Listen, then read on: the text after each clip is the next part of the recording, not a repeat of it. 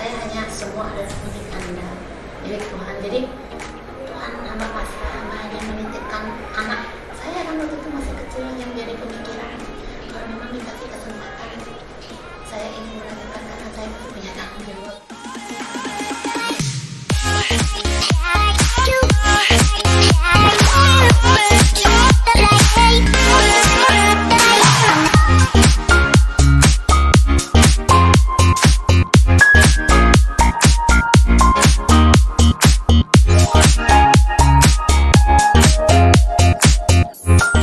Saya lahir di Kelungkung ya, jadi orang tua saya adalah seorang pejuang kehidupan. Beliau berdua itu adalah seorang pejuang kehidupan, beliau juga tidak bermodal apa-apa, merantau ke Kelungkung, jadi dari ngontrak pun akhirnya sampai punya rumah bertingkat. Itu orang tua saya bekerja keras kedua-duanya, jadi bapak saya seorang sopir Isuzu, itu dulu itu kan masih ini Isuzu, kemudian ibu saya seorang pedagang di pasar. Saya berempat saudara, saya paling besar. Jadi saya pagi kelas 3 SD itu sudah bisa masak nasi loh, untuk menyiapkan adik-adik saya sarapan. Saya hanya punya pembantu satu dan dia pun harus ke pasar membantu ibu saya. Jadi di rumah itu saya mengurus adik saya, kan waktu itu yang saya ingat itu kan waktu saya SD. Jadi adik saya udah sekolah, itu saya udah nyiapin sarapan buat adik-adik saya. Harus nganter adik saya TK dulu yang paling kecil kan. Nah itu dah jadinya saya ditempa oleh orang tua saya itu mandiri. Saya bersyukur sekali cara mendidik orang tua saya itu luar biasa gitu. Jadi saya sudah dibiasakan dari kecil itu mengambil sebuah tanggung jawab. Nah makanya saya rasakan ketika saya dewasa. Jadi saya dewasa dimanapun saya ditaruh itu rasanya saya nggak pernah mengeluh gitu. Jadi kerja apapun, serabutan apapun, saya pekerjaan dari pembantu sampai gini tuh saya udah biasa.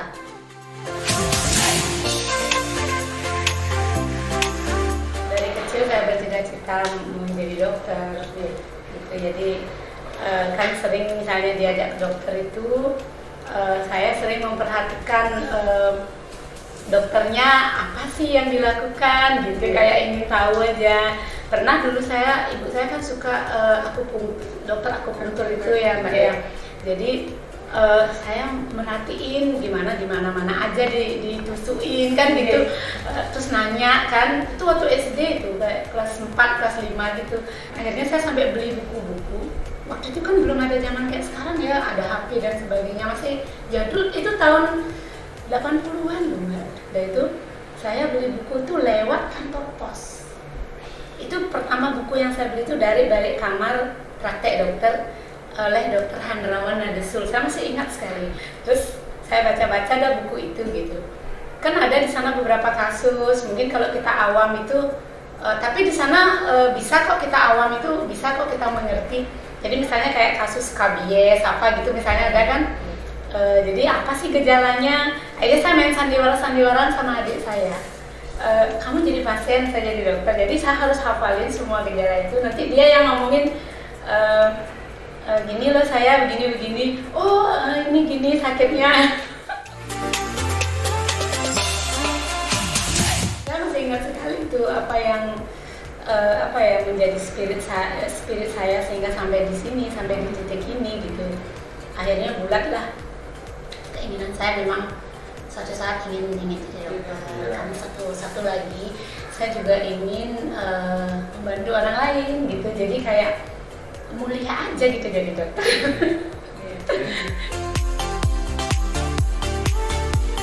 Bapak saya itu sangat mendukung. Apalagi di keluarga besar saya belum ada yang jadi dokter. Itu ada kakak sepupu nyari kedokteran, kebetulan beliau nggak dapet. Akhirnya saya lah pokoknya digulkan lah pokoknya gimana caranya belajar seperti itu. Jadi dipacu lah semangat kita. Jadi kebetulan memang dari SD, SMP, SMA itu prestasi di sekolah bagus. Sempat waktu SMA karena saya lebih suka ke matematika dan kimia. Jadi gini juga apa nggak saya cari farmasi ya, kok saya senang ya ngitung-ngitung ini gini kan gitu. Tapi karena kan kalau biologi itu kan kayak pelan gitu. Tapi akhirnya setelah pikir-pikir, tapi kok saya kayaknya lebih bisa mengungkapkan, mengekspresikan kalau jadi dokter, karena kalau jadi dokter itu pahalanya lagi-lagi bicara kemuliaan. Jadi lagi-lagi gitu, karena kan saya sebenarnya suka sih pelajaran agama itu, saya suka. Jadi saya mempelajari benar-benar kalau kita berbuat begini jadinya begini gitu. Jadi kayak jadi kayak ngerasa biar berguna aja gitu. Iya memang sih lumayan sih ya perjalanannya, karena ketika saya lulus kan, kedokteran tuh lulus, itu waktu itu adalah kebahagiaan terbesar dalam hidup saya. Ada nama saya di surat kabar. Dulu kan pengumuman si Penmaru ya. Oh ya, si Penmaru ya. Karena saya PMDK nyari di UGM, saya nyari farmasi nggak dapet. Memang jodoh saya gitu. Jadi akhirnya saya nggak PMDK, padahal saya tuh ranking 1 umum. Tapi saya nggak dapet di farmasi di UGM, nggak dapet saya. Terus akhirnya saya kembali ke laptop, udah ikut si Penmaru, ikut ujian. Saya nyari yang IPA, kan 2 pilihannya, yang pertama kedokteran, yang kedua farmasi yang di Surabaya. Saya pilih yang biar deket. Terus akhirnya lulusnya kedokteran. Terus waktu itu kalau nggak salah, saya ingat sekali, pengumumannya adalah 4 Agustus 1990. Pengumumannya di surat kabar Bali Pos. Itu saya pertama kali pas di tempat jualan ibu saya pagi beli koran. Jadi saya lihat, bergetar saya melihat nama saya. Saya nggak percaya ya, karena memang sih saya berdoa, tetap berdoa, dan ada keyakinan lah bahwa saya memang ingin lah gitu. Tapi nggak nyangka aja gitu kalau Tuhan tuh mengabulkan. Saya setelah lulus dari kedokteran itu kan kita harus PTT Mbak ya. Jadi karena kasihan juga sama orang tua saya PTT-nya minta di Bali. Akhirnya ya terpaksa nunggu kan, jadi kayak sistem antre ya. Nah sementara nunggu itu saya kerjalah di sebuah klinik di Kuta saya. Nah setelah kerja di sana, ini lagi itu kayaknya juga dari afirmasi di sana waktu itu ya. Jadi saya sekarang tuh baru menyimpulkan, karena dulu tuh saya nggak ngerti ilmu afirmasi, law of attraction, apalah yang artinya kalau kita meyakini dan benar-benar ini dengan keinginan kita itu akan alam semesta itu akan mendukung seperti itu. Saya belum tahu ilmu itu sebenarnya. Saya belum tahu, karena itu waktu itu kan belum ada buku-buku yang kayak sekarang banyak ya. Jadi waktu itu saya kerja di klinik itu, saya punya kayak insight gitu modelnya. Wah kalau nanti kalau punya klinik enak nih kayaknya. Jadi kita kayak punya free time dan punya financial freedom, karena kita kan punya usaha, jadi kayak gitu. Sempat saya berpikir begitu, kalau bekerja kayak gini kan kita terikat, kita harus datang dan sebagainya, jadi kita nggak bisa mengatur yang lainnya gitu. Sempat waktu itu memang saya ini mendirikan klinik ya, saya ingin mendirikan klinik jadi dulu saya jadi karyawan, nanti suatu saat saya ingin menjadi owner gitu. Akhirnya dengan berjalannya waktu adalah PTT kan, PTT. Nah akhirnya saya dapat PTT di Karangasem. Nah waktu itu saya PTT Karangasem. Terus saya kan tahu ya daerah Karangasem, karena saya orang Karangasem. Saya orang Karangasem, saya orang Serubung. Saya tahu kalau saya PTT ini kayaknya kalau saya dapat kandidase ini keren deh. Waktu itu klien saya orang asing ya. Jadi saya kepengen suatu saat itu punya klinik juga di daerah pariwisata gitu. Dan akhirnya saya PDT, ternyata saya dapat Karangasem itu dari sekian, dari Tabanan, Kelungkung, apa tuh pilihannya kalau nggak salah, Buleleng, itu saya dapatnya Karangasem. Dan kebetulan saya kan sama suami saya tuh di sini gitu loh, dapatnya di Manggis. Ya, jadi dia waktu itu dapat di Manggis 2, saya di Manggis 1, suami saya. Nah, sedangkan saya kan sasarannya kan daerah ini gitu.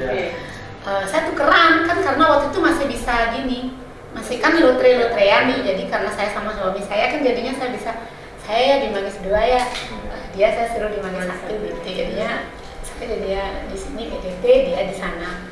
PTT saya selama 3 tahun. Setelah itu saya nggak punya keinginan jadi PNS. Saya nggak punya keinginan, terus sama suami saya diajak balik, karena suami saya kan dari Bandung. Jadi diajak balik ke sana, saya nggak mau. Karena saya di sini sudah punya pasar gitu. Nah, masih dokter praktek sih waktu itu. Nah, saya saya swasta murni setelah PTT. Saya kembangin, saya buat masih dokter praktek, belum klinik.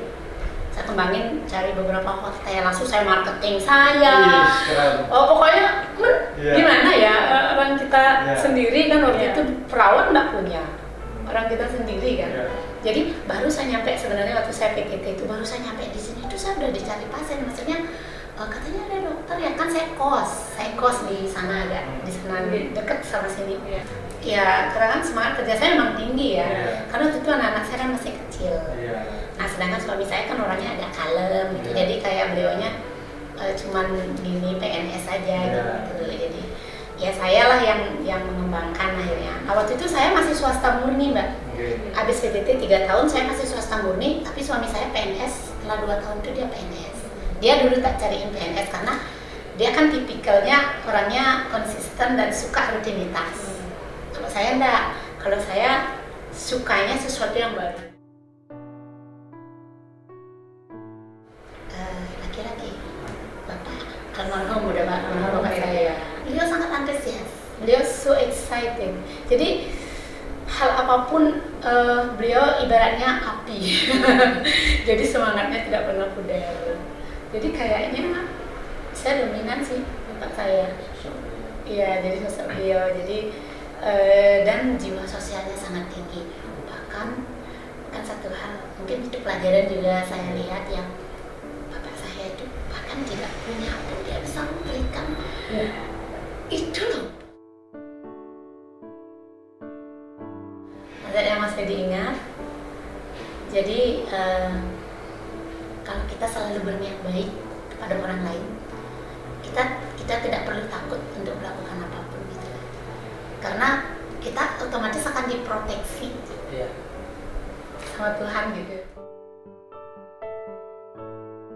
Jika saya pasrah, saya hanya semua adalah milik Anda, milik Tuhan. Jadi Tuhan hamba pasrah, hamba hanya menitipkan anak saya kan waktu itu masih kecil, hanya menjadi pemikiran kalau memang dikasih kesempatan saya ingin melahirkan karena saya masih punya tanggung jawab untuk anak saya gitu. Tuhan berikan saya kesembuhan gitu. Saya berdoa walaupun saya dikasih dia nangis, tapi saya tetap berdoa. Saya tetap berdoa dan dalam kepasrahan itu ternyata luar biasa. Kita apa ya? Kalau kita terlalu ngotot itu kadang-kadang enggak ada efeknya loh doa kita Mbak. Tapi ketika kita benar-benar berserah dan kita tapi aja pokoknya dia ikut gitu. Kita pokoknya ikut aja lah apa maunya Tuhan, itulah istilah kasarnya ya. Kita Tuhan itu memang sudah punya jalan, dan ini adalah salah satu jalan agar kita mengambil hikmah dari apa yang Tuhan berikan kepada kita. Jadi kita kayak merasakan bahwa kita ada dalam situasi terminal lah bilang gitu kan.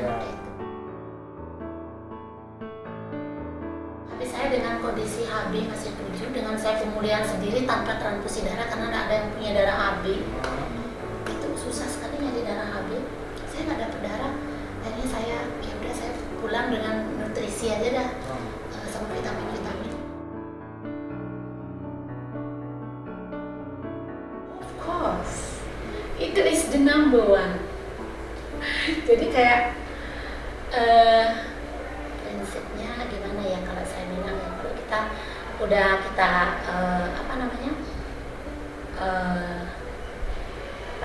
kepanjangannya saya sampai lupa ya, kepanjangannya itu pokoknya yang terakhir itu G, God. Tapi sebenarnya itu yang pertama dari rumus itu. Kalau tidak ada G, ini ibaratnya kayak rumus pangkat. Jadi G itu adalah pangkatnya.